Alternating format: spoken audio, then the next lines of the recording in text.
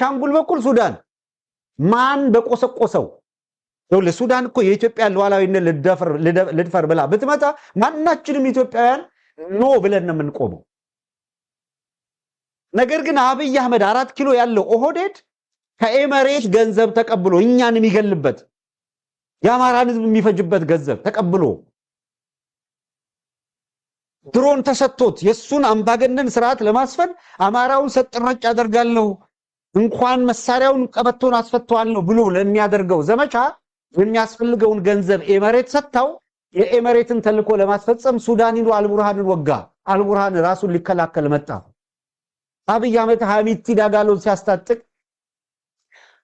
ማስታጠቅ ብቻ አይደለም ከኤመሬት የሚመጣውን መሳሪያ ሲያቀባብል ነበር። በዓለም ዘንድ የተወገዘበት ነው። ዓለም አቀፍ ሚዲያዎች የዘገቡት ነው። ዓለም አቀፍ ተቋማት ያረጋገጡት ነው። አይሁ የአማራ ህዝብ ራሱን ሊገልበት የሚፈልገውን ድሮን ስለሰጠከው ለዛ ውለታ ሱዳን ሂዶ የሱዳንን ፈጥኖ ደራሽ ኃይል በማስታጠቅ የሱዳን መንግስት እንዲወጋ እንዲከነፍ ጥረት ሲያደርግ ቆይቶ ለዛ ስተቱ ጦርነት ሲገጥመው ከኔ ጋር አለማቆም አገር መክዳት ነው ይላል።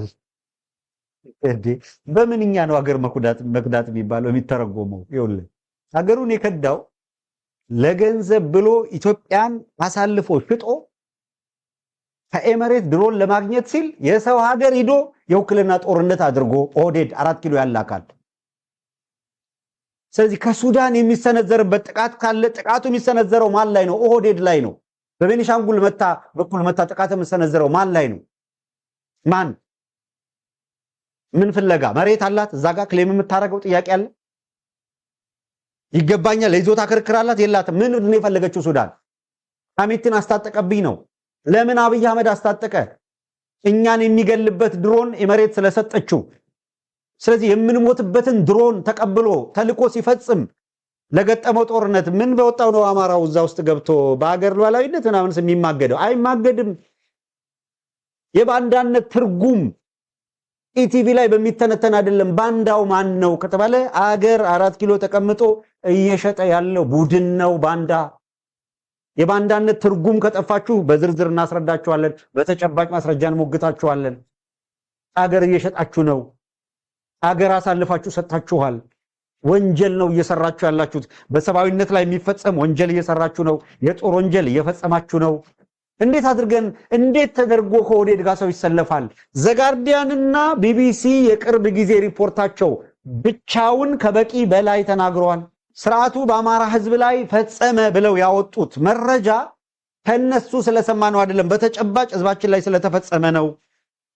ስለዚህ መከራና ፍዳ እየተቀበለ ያለ ህዝባችን ይህንን ሁላይ ስቃይና መከራ ተቀብሎ ገና እየተቀበለ ባለበት በዚህ ወቅት አንድ ጊዜ ወደ ፍለጋ አንድ ጊዜ እንትና መጣብኛል ያንስ ፍለጋ የሚል ሩጫ የሚባል ጫወታ የለም። ከገባህ ትወጣዋለህ። ራስህ ወደኔ ሄድከው ወደኔ የገባህበት ነው። ያለምንም ይሉንታ ላለመጥፋት ትግል የምታደርጉ አካላት መናበብ ይጠይቃቸዋል። እኔ ማንኛውም የአማራ ህዝብ ሁሌም እያሰመርኩበት የሚሄደው ደለብሬት ነው። መድገም ስለፈለኩም ብዬም ነው ማነሳው። የአማራን ህዝብ የሉና ትግል የምትመሩ አካላት ሁልጊዜም የማነሳው ሐሳብ የአማራን ህዝብ የሉና ትግል ውጤታማ ለማድረግ የትኛውም አካላት ጋር የምትፈጥሩት አሊያንስ የአማራን ህዝብ መሰረታዊ ጥያቄዎች ኮምፕሮማይዝ በማድረግ ላይ እንዳይሆን ተጠንቀቁ ብቻ ነው። የአማራን ህዝብ መሰረታዊ ጥቅሞች ኮምፕሮማይዝ እስካላደረጋችሁ ድረስ የአማራ ህዝብ መሰረታዊ ጥያቄዎች ከሆኑት አንዱ እስከዛሬ የተፈጸመበት ፍትህ የማግኘት መብቱም የማይነካ መሆኑን አረጋግጣችሁ በኢትዮጵያ ውስጥ ያነሳቸው መሰረታዊ ጥያቄዎች አንድም ኮምፕሮማይዝ ሳይደረጉ የሚፈጸሙ መሆናቸውን አምናችሁ በዋነኛነት ከናንተ በሚመነጨው ኃይል ነው እንጂ በተንበርካኪነት አይደለም። አቅም እንዳነሰው ሰው በየቦታ ሂደህ አላዝነ ለምነ ሳይሆን አቅምህን እያየ ካንተ ጋር በሰራ ያዋጣኛል ብሎ እንዲመጣ ነው የምታደርገው። ባርጌኒንግ የሚባለው ፓወር አንተ የተደራጀ አቅም ኃይል ነው ሰተ መቀበል የሚያስችል 10,000 ወታደር ይዞ የተጠናከረ አካል ካለ 100 ይዘህ ልደራደረው ብትል ምንድነው የምትተዳደረው? 100 ነው ያስከው። ተገዳዳሪ አቅም ያለህ መሆንህን አረጋግጥ ነው የምትቀርብበት ቦታ። ይሄ ነው እኮ ባርጌኒንግ፣ መደራደሪያ፣ መከራከሪያ አቅምህን ቢልድ አድርግ። ይሄን ለማድረግ 6-7 አደረጃጀት የሚለውን እርሱት። ቢቻል አንድ ሴንትራል አድርጉት፣ በማዕከል በንግግር በትብብር የምትመሩት ወሳኝ የሚባሉ የወታደራዊ እንቅስቃሴ ዕውቀት ያላቸው ግንዛቤ ያላቸው አካላት አሉ። ለምሳሌ እነዚህን አካላት አሰባስቦ እነሱ እንዲመክሩበት አንድ አቅጣጫ አንድ ስትራቴጂ ነድፈው የአማራን ህዝብ የህልውና ትግል እንዴት ስኬታማ እናድርግ፣ ይህንን ህዝብ እንዴት ከልቂት እናድነው፣ እነሱ እንዲመክሩ ስትራቴጂ እንዲያወጡ፣ ፖለቲካ ዝንባሌ ያላቸው አካላት በፖለቲካው መስክ ላይ ሰብሰብ ብለው የሚዲያና ኮሚኒኬሽን ላይ ዝንባሌ ያላቸውን ለይታቸው በሚዲያና ምናምን የውጭና የኮሚኒኬሽን ጉዳዮች ላይ ጥሩ የሆኑ ደግሞ እንደዛው ዲፕሎማሲና ኮሚኒኬሽን ላይ እነማን ጥሩ ይሆናሉ። ይህንን በየፈርጁ ከለየ በኋላ የሁሉም ጉልበት ተደምሮ ነው አንድ ጠንካራ ነገር የሚፈጥረው። ሰው ጠንካራ ዲፕሎማሲ የሚሰራ አማካል ያስፈልጋል። ጠንካራ ፒአርም ያስፈልጋል። ምርጥ ስትራቴጂስት ያስፈልጋል። ሰልፍለስ የሆነ ሊደር ያስፈልጋል። ጠንካራ የሆነ መሪ ያስፈልጋል። ሰው ሊደር የሚባለው እነዚህ ሁሉ ተሰብስበው በጋራ መተው ነው። የሆነ ምናምን አምጥተ ስብሰባ እንዲጠራ እንዲሰበስብና አመራር ምንድነው አመራሩ እንዲሰበስብ ኦርጋናይዝ እንዲያደርግ ከፍላችሁ የሰጣችሁትን ስልጣን ኤክሰርሳይዝ እንዲያደርግ መሪ የምታደርጉት ሰው አይደለም ፈላጭ ቆራጭ መሆን ያለበት። ወሳኞቹ የጋራ ሊደርሺፑ ወሳኙ ዋናውን የስልጣን ክፍል ከያዘ መሪ አርገህ የምትመርጠው አካል ስራ አስፈጻሚውን የሚሰበስብ አመራሩን የሚሰበስብ አመራሩ ያሳለፋቸውን ውሳኔዎች ለማስተግበር ተግቶ የሚሰራ ይሆናል ማለት ነው። በዚህ መልኩ ፍሬም አድርጉት። ይሄንን አድርጉና ፈጽማችሁ ዓለምን የሚያስደንቅ ነገር ይዛችሁ ነው። በየሳምንቱ በየቀኑ በየወሩ ይወጣችሁ እንዲተፈጥሮ በዚህ ሆኖ ምናምን ከምትሉት በላይ ጨከን ብላችሁ ከራሳችሁ ስሜትም ኢጎም ኮምፕሮማይዝ የምታደርጉት ነገር ካለ አድርጋችሁ ለአማራ ህዝብ ሲባል የሚከፈል መስዋዕትነት ነው ብላችሁ ዝቅ ብላችሁ ማሸነፍ ሲኖርባችሁ ዝቅ ብላችሁ አሸነፋችሁ። ከዚህ ያህል ጊዜ በኋላ ለተራዘመ ጊዜ በዲፕሎማቲክ ማህበረሰቡም ዘንድ አንድ መሆን ባለመቻላቸው ሚል አገዛዙ ሁሉ ጊዜ የፖለቲካ ሸቀጥ መነገጃው የተከፋፈሉ ናቸው እንደዚህ ናቸው ያለ ሚነዛው ነው። ሌላውም ትግሉን እንደ ጃርት እሾህ እየሆነ የወጋው ያለው የተከፋፈለ ነገር አለ በሚለው በቆረጣ እየገባ ነው። እንደዚህ ያለውን ነገር ማዳከም እንደዚህ ያለውን ነገር ማለፍ የሚያስችል ብቃት አምጡና አስደምሙን። ደግሞ ማድረግ ትችላላችሁ። ፈተና አለ ኦፍ ኮርስ በውስጣችሁ ስንት የተሰገሰገ አለ። አንድ እንዳትሆኑ መርዝ ሲረጭ ነበረ። አንድ እንዳትሆኑ ሲጎትታችሁ የነበረ ለአንዱ ሌላ ሌላኛው ሌላ እያወራ ሜስ ሲፈጥር የነበረ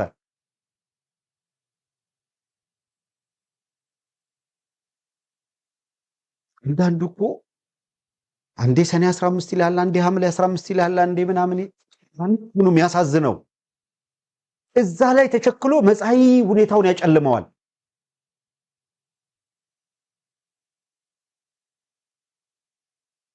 አትሊስት ሌላውን ሁሉ ተወውና አብይ አህመድ ከለንደን ያንን አንድ ደህንነት አምጥቶ አማራ ክልል ባያሰማራውና እንደው ቅራኔ ተፈጥሮ በመካከላቸው ያልተገባ ውጥረት እንዲፈጠር ባያደርግ ኖሮ ትንሽ ልዩነት አላቸው ቅራኔ ያላቸው የሚባል ክፍተት አይኖርም ነበር እኮ። ባይኖር ደግሞ አብይ አህመድ የሚገባበትና ሁለቱንም በዚህም ያለውን ገሎ አብሮ ግን አፈላላጊ ባልሆነ ነበረ።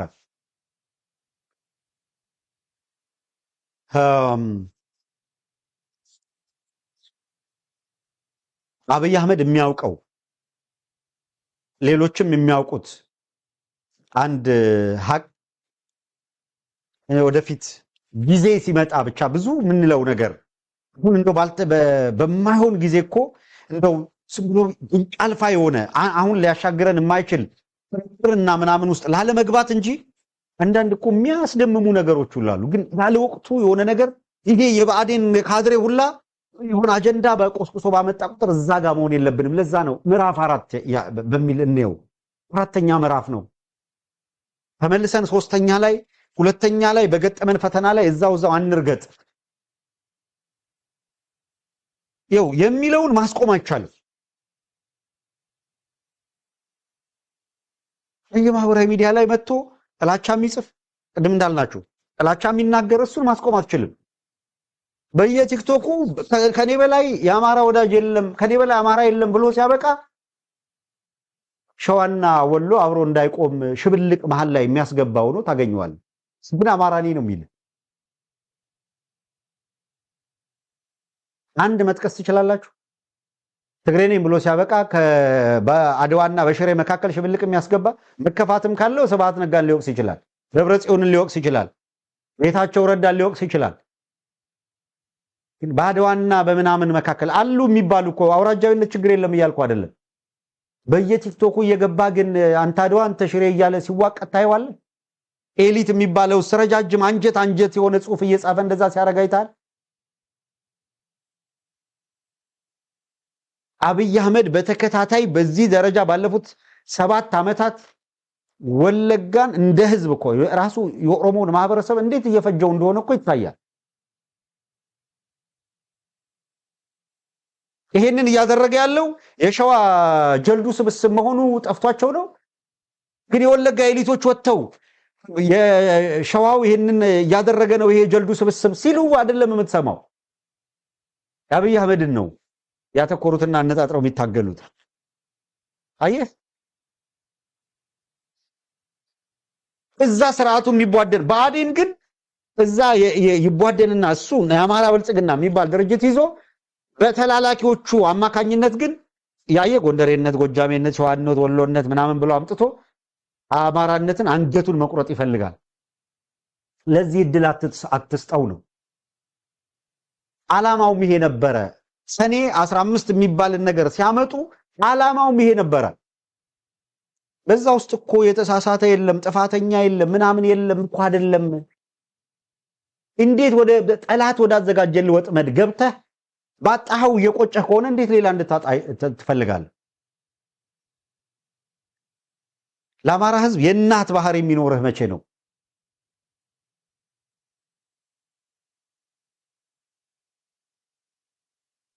የእናት ባህሪ ቢኖርህ እኮ ሁለት ልጆቿ ይብን ተጣልተው አንዱ ሌላኛውን አጥቅቶት ጉዳት ቢያደርስበት እንደው እስከ ሞት እንኳን ቢያደርሰው ሁለተኛው ይታሰር ቢባል ይሄን በሞት አጥቼ እንደገና ይሄ እንዴት ይታሰርብኛል ለምትለው ልጇን ስለገደለው ደስ ብላት እኮ አይደለም። እሱን በሞት አጥቼ እንደገና ይሄኛው ታስሮብኝ በታጥቼ እንዴት ተሰቃያለሁ ነው የምትለው። የእናት ባህሪ ቢኖርህ ሰኔ 15 ያንን ሁሉ አጉድሎብን ሲያበቃ እሱን እየታከክን ደግሞ እንዴት ሌላውን እናጣለን የሚል መንገብገብ ውስጥ ሊኖርህ ይገባ ነበር።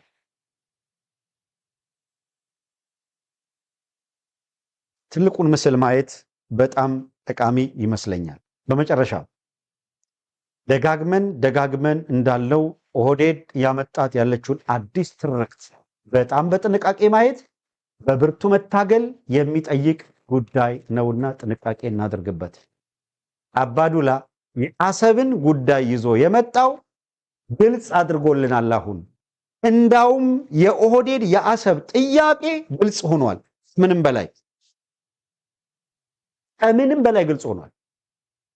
አሁን አባዱላ መጥቶ ሲገልጸው በትክክል ወሎ ሰሜን ኦሮሚያ ነው ከሚል ጩኸታቸውና ትርክታቸው ጋር የተገናኘ ትግል እንደሆነ ከመቼውም ጊዜ በላይ ግልጥልጥ ብሎ አደባባይ ወጥቷል።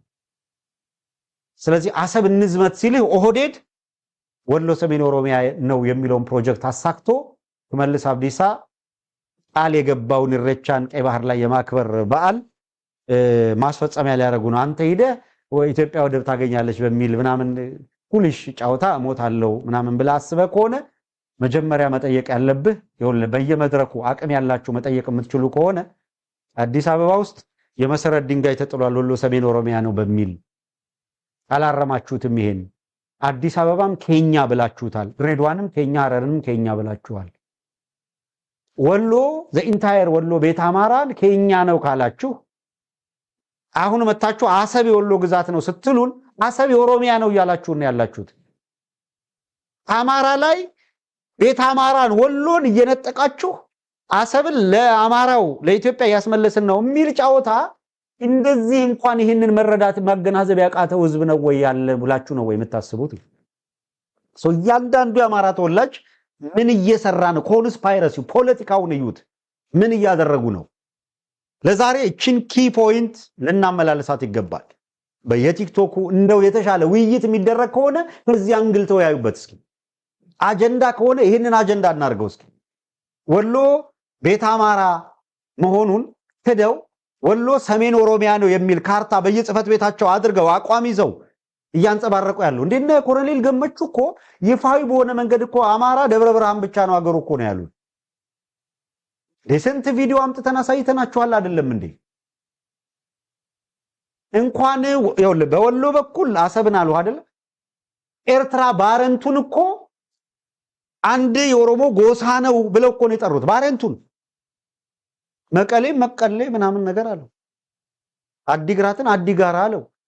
እየተነተኑ አላያችሁም እንዴ? ትርክት ነው እያስቀመጡ ያሉት። ይሄ አደገኛ የፖለቲካ ኃይል ከኤርትራ ጋር ተዋግቼ አሰብን አመጣልሃለሁ ሲል ለማን ነው እያመጣ ያለው? ትልቁ ኦሮሚያ ምናምን ብሎ ኢምፓየር ብሎ ለሚያስበው እኮ ፕሮጀክት ነው አንተን ሟች የሚያደርግ። የገዛ ቤት እንድታቃጥል እያደረገ ነው ያለው እኮ። በገዛ ራስ ላይ እንድትተኩስ እያደረገ ነው ያለው። ይሄ ነው መነጋገሪያ መሆን ያለበት። ስለዚህ የኦህዴድ አገዛዝ 4 ኪሎን ይዞ በተቀመጠበት በዚህ ወቅት ከኤርትራ ጋር ተጣልቼ አመጣዋለሁ የምትለው አሰብ እንዳታስበው። መጀመሪያ ወሎ ቤተ አማራ መሆኑን አስረግጠ ወሎ ፓርቲ ምናምን ብሎ አንድ ነፃነት ጣሰው ማን ነው ያ ነፃነት ጣሰው በሚባል ልጅ በኩል ፓርቲ አደራጅቶ ገና ሊጫወትብህ እየሞከረ ነው ያለው። ይሄንን ሳትፈታ ወደ ሌላ እንቅስቃሴ መሄድ አደገኛ ነው። ስለዚህም ማንኛው መከዳለው የምትል ባንዳነት አንገት ላይ አንጠልጥለ የምትሄድ አካል የምትሄድበትን ወቀው አይደለም አማራውን ዘኢንታይር ኢትዮጵያን ፍርስርሷን እያወጣ ወዳለ ቡድን ነው የምትሄደው። ወያኔን መከለያ አታደርጋት። ወሎን ቤተ አማራን ሰሜን ኦሮሚያ ብሎ አሰብ የወሎ አካል ነው ብሎ እሱ ሊፈጥራት ላሰበው ኦሮሚያ ለምትባል ምናምን ኢምፓየር አሰብ ዋጋለው ሲል እንደ ማስረሻ ሰጠ። በሆድህ ከወደክ ነው 4 ኪሎ ሄደ ለአሰብ ዋጋለው ብለህ መግለጫ የምትሰጠው። ለአማራ ጥቅም ላይ ነው የምትዋጋው።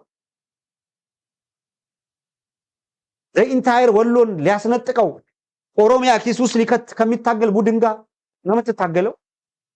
እዛ ሄደ ነው የአማራ ጥቅም የሚከበረው። እዚህ ላይ ስሩበት፣ እዚህ ላይ ተነጋገሩበት።